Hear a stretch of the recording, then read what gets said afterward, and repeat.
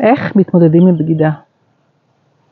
הבן אדם שנתת לו הכל, נתת לו את האמונה שלך, נתת לו את הנשמה שלך, נתת לו את הגוף שלך, נתת לו את כל מה שיכולת לתת, נתת.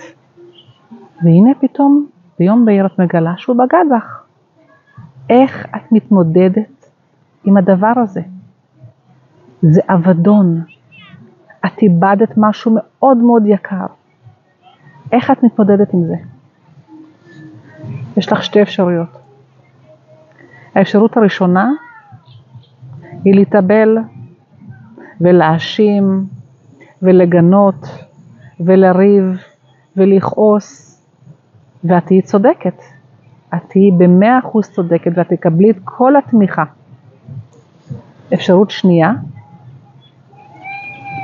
היא פשוט לקום ולהתחיל הכל מההתחלה עם אותו בן אדם. כן?